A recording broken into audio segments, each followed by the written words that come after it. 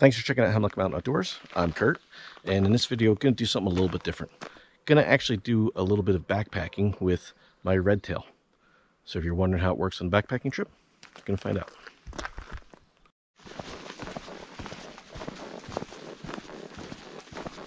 All right, I have not gone far.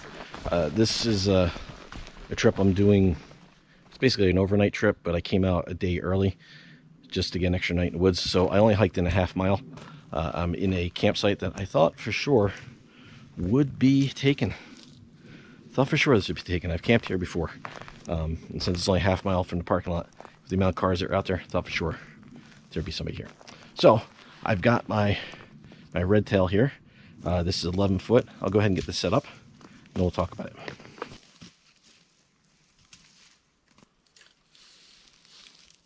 So the setup is really simple. The stuff sack has got a drawstring on one end, and then the other end is like a slot in the bottom. It's like a bishop bag, but this side doesn't have a drawstring. It just has a slot where the suspension pops out of the back.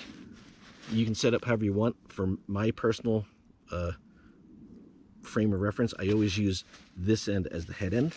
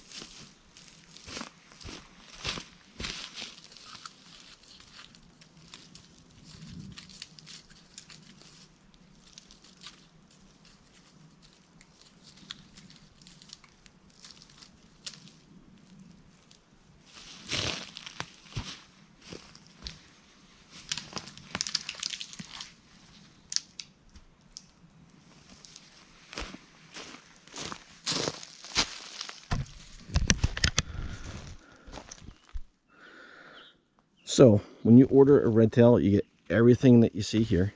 You get a set of tree straps. They are 12 feet long each. You get the hammock with the ridgeline, a ridgeline organizer, and the bug net, which they come with the multi-mode bug net, which we'll talk about in a second. And then there's several different fabric options. This is the woodland that is really close to being out of stock. Maybe out of stock by the time the video goes up. Might get more of that. We'll see. If you guys want more of the Stark Woodland, let me know. I'll order it. But for now, what I'm also offering is mesh. You can kind of see here, mesh end caps.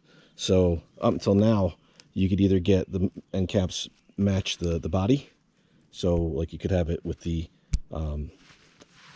woodland and woodland, or you could get woodland with blaze like that, or woodland in coyote, or any of the other colors I have for the RedTail. But this is a little more similar to the original style of the RedTail, where the zipper came all the way up to the very ends, and it gave you that full open bug net view without the end caps. So this is kind of my way of a happy medium. You still got the zipper that comes around here, which gives you all the options of the multi-mode, but you still get that full open experience if you want it. You can still get the end caps in different colors if you want to. Right now, if you opt for the mesh, the bag will be the color of the hammock. And if you want a different color stuff sack for the straps and the hammock itself, just put in the order notes what color you want of the available colors for the RedTail, and then I'll make them for you that way. It doesn't cost anything extra to do that. It's just a limit in how many options I can have on my store. So having a different color for each option of mesh pushed me over that limit, so I couldn't do it. So that's the easiest way to do it. If you want different color stuff sack than the hammock, then let me know and I'll make it. But I'll show you the multi-mode. You've got the 2 zipper pulls, so you can open it up, you know, away from each other, so you have the whole side open. You got that on this side, but on the opposite side, there's 2 more zipper pulls. So you can open it up on either side. And the reason for that is that gives you the ability to reach out of the hammock to maybe adjust your underquilt, or grab a snack, or even if you want to get out on the other side of the hammock for whatever reason. Maybe you set your hammock up and you want to use the other side for your head end because you like the view better that way. So instead of having to turn your hammock around or, you know, redo your zippers all the way over your side, you got them on either side automatically. But you can also do this. When you head over to the other side of the hammock, you can pull these 2 zipper pulls all the way up to the end where the bag is. You'll notice up here, this is where the zipper tape meets. So if you zip both of those zippers up to that end, you take the other side zipper and you bring it all the way up to that end on this side. And then you take this zipper and bring it all the way down the foot end, all the way around, all the way up.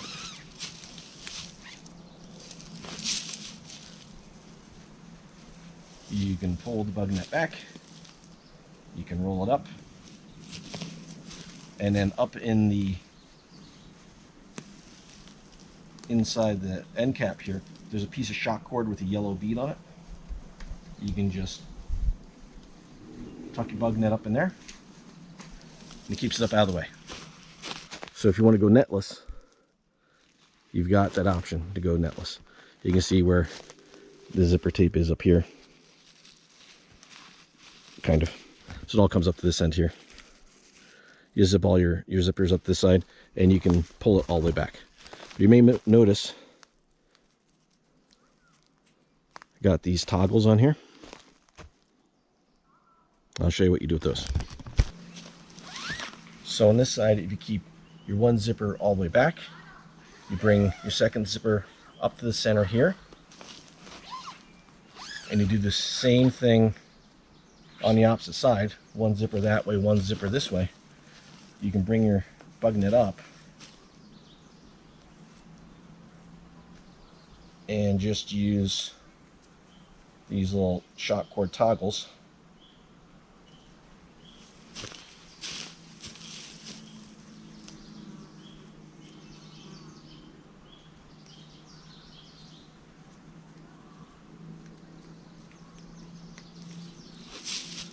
to keep your bug net up out of the way.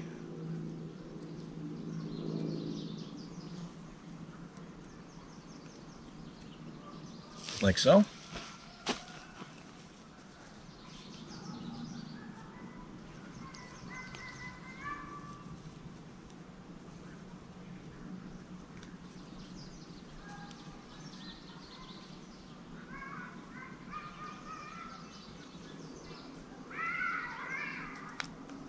Somebody's getting sturdy, you know. So this way you can have the bug net up out of your way, and now I can go ahead and get my quilts and everything set up. I know I'm gonna need the bug net tonight, but this way I can have it ready to go, ready to deploy, but it's still out of the way. And if I want to, I can sit in this lounge out like I'm sitting in a chair without the bug net being in the way.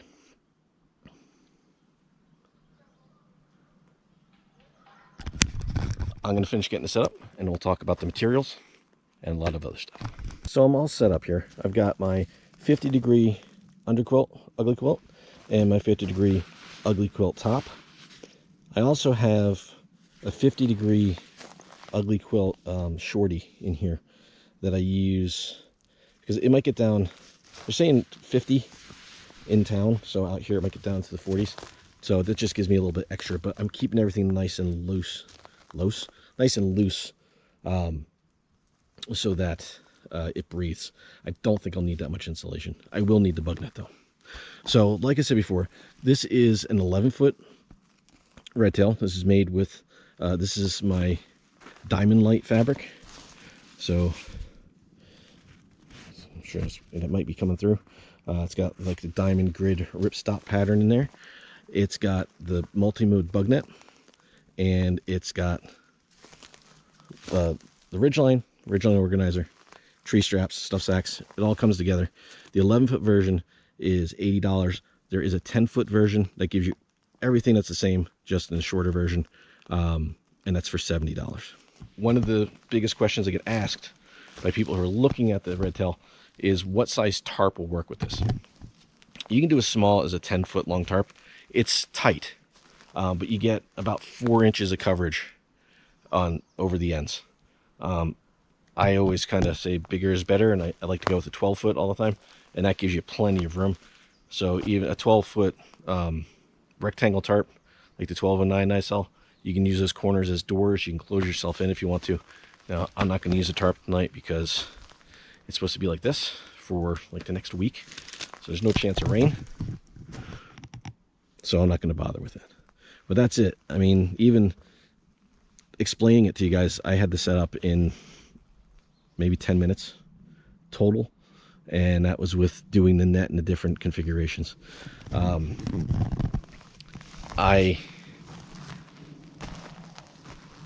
make all this stuff myself, and I make it for backpacking. It can be used for car camping, it can be used to hang out in the yard, but I try to keep everything simple. Easiest setup. If you're rolling in camp late like I am, you don't want to spend an hour and a half setting up your gear. You just want to set it up and be done. And that's how I design it. And hopefully that's how it works for everybody. So I'm going to hang out here at camp, and then tomorrow I'll show you a little bit more of the trail and show you how I'm set up at the next campsite. I'm not sure where that will be. So there's a bunch of different options here. See you tomorrow.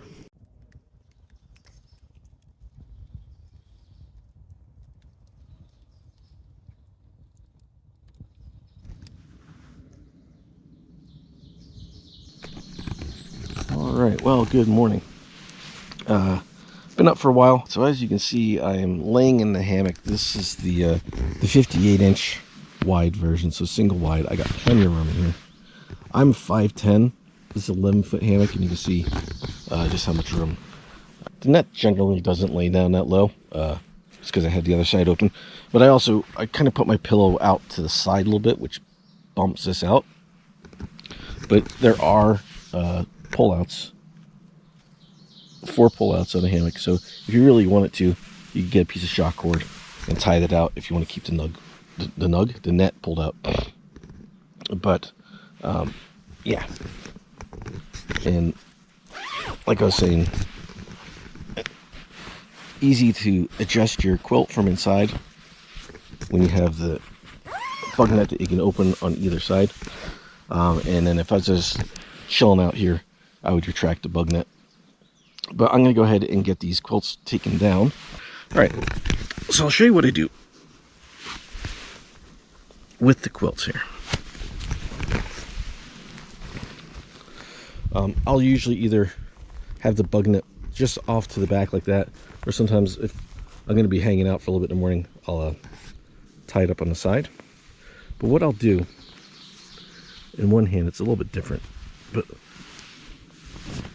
I'll move the hammock body off the side, keeping the quilts suspended, and then I'll put the hammocks inside the hammocks. I'll put the quilts inside the hammock. My coffee has not kicked in yet. And then undo the clips so that the quilts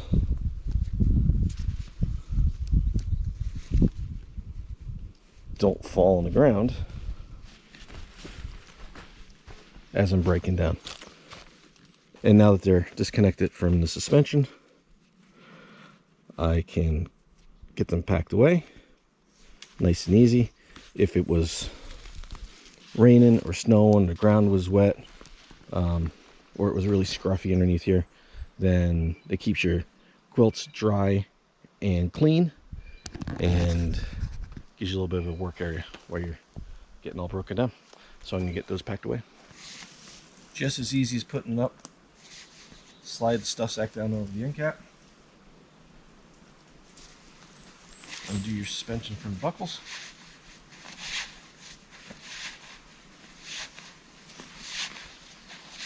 And then just stuff it right in the sack as you walk down to the other end.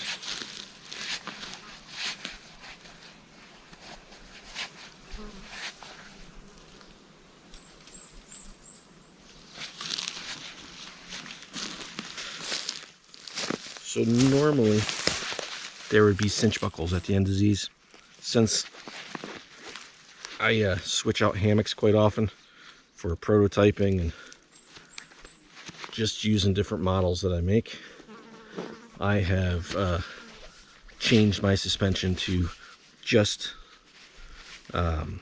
continuous loops, and then I'm using some Dutchware hardware, and I'll show you that. So in case you're wondering, yes, my gear is compatible.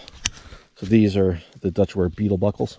So it's just a cinch buckle that stays on the strap, and this allows me to change out hammocks without needing a set of buckles on every single hammock.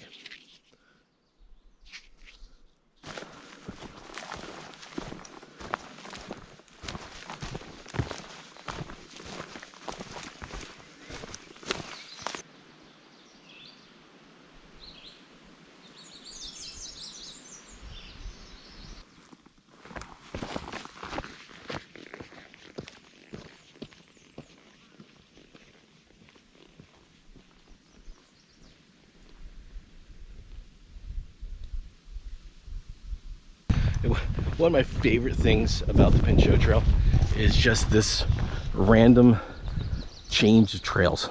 Like the trail, there's no junction, there's no intersection, it's just a sign that says you're now on the Spruce Hill Trail. So that was the North Line Trail, we're now on the Spruce Hill Trail.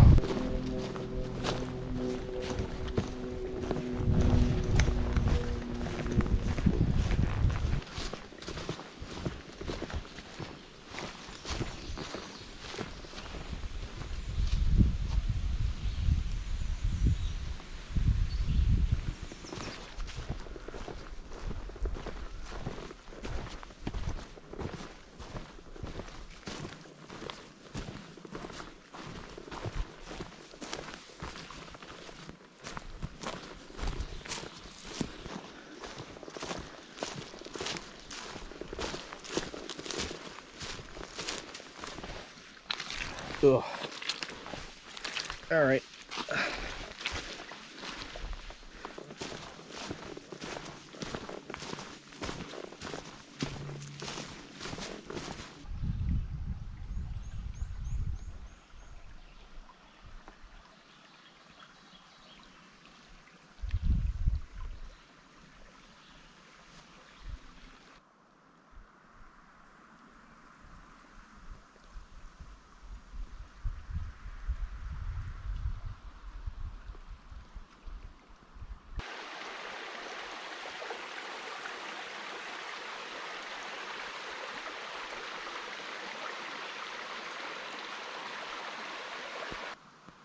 Well, I got the hammock set up. I've been sitting here for about an hour. Took a little nap. Put in 14 and almost a half miles, 14.37. So pretty good day. And one of the things I want to show with this is that I know a lot of times people see a hammock for $70 or $80 and they think, oh, it's going to be super heavy and you can't really carry it for backpacking. That's not the case with the RedTail, with the hammocks I make. So you're looking at a weight depending on the fabric, and that depends on the color that you order. So either that 70D ripstop or this diamond light.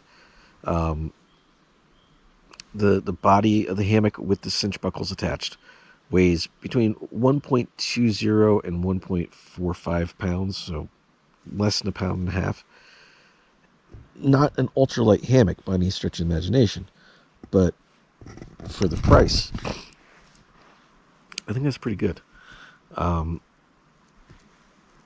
So I did 14.3 miles today with this in my backpack. So the tree straps weigh about 4.8 ounces. And so 0.3 pounds, something like that. So you're looking at a pound and a half to 1.75 pounds. Still under 2 pounds for the hammock, the suspension, the cinch buckles, the ridgeline organizer, the full all the way around zipper with 4 zipper pulls. Your bungees here to hold the net up if you want it in like classic RedTail mode. So it's really not a bad weight for the price of the hammock. I don't think easily a hammock to backpack with. I've carried heavier stuff in my days. I really have. And since I'm inside here, I'll show you. So these are just shock cord loops, little toggles that I make, and you can, when you have the net closed, if you want to move them out of the way, you can move them wherever you want, and then you can have the ridgeline organizer right over you, or you can keep down out of the way from you. And then if you're at a weird angle and that wants to slide, I found these come in handy to lock that right in place. It is about 8:15, 20 after 8, 22 after 8, and I'm not going to fire. I'm just sitting here listening to the birds and watching the sunset out there on the horizon, and I will be asleep shortly.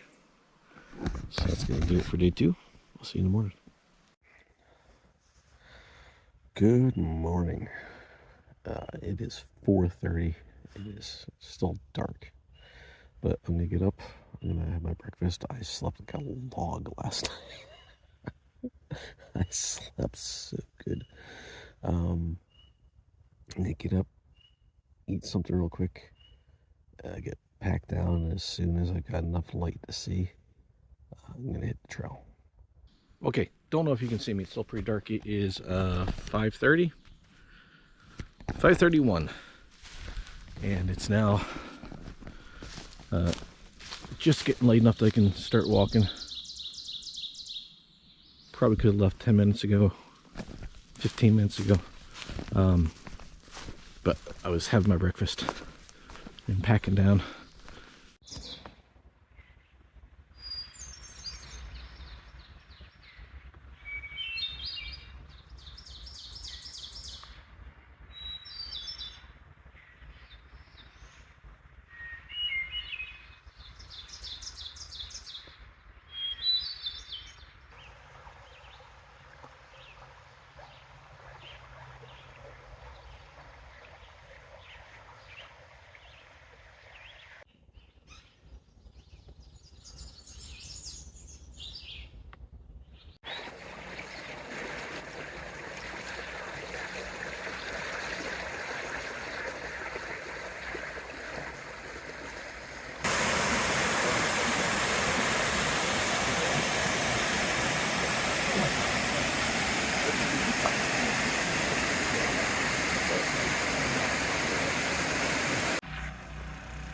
That's what all the noise is. They're rebuilding the bridge.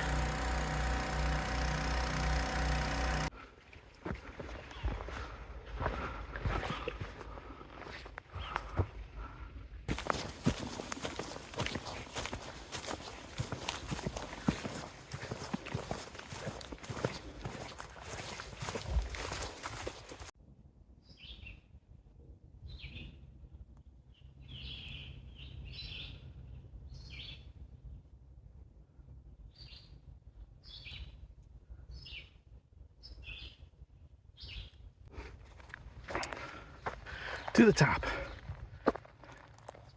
So I'm at 5.7 miles for today, and it's a consistent climb once you leave Choke Creek. So from Choke Creek, which was about 2 miles from camp, so 3 miles ago, 3.25 miles ago, you climb up about a little over 600 feet, like 608 feet, and this is the highest point on the southern loop.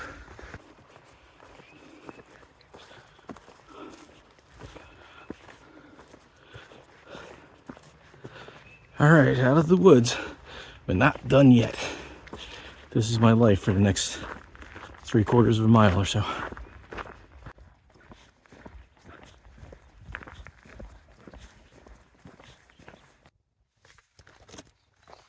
And I'm back to the car. The only one here. A lot of cars here when I left on Sunday night. So a look at the RedTail on the backpacking trip. A little bit of information about it, and a little bit of the trail. Hope you guys enjoyed that. If you want to see the entirety of the trip, I'll put a link to my personal channel that I do all my backpacking trips on. It's a longer form and shows more, and I talk more. So if you guys want to see that, go ahead and check that out. And hope this answers any questions you have about how the RedTail performs backpacking. It's not just for car camping. I know it's not expensive, but it doesn't mean it's cheap. Thanks for watching. See you on the trail.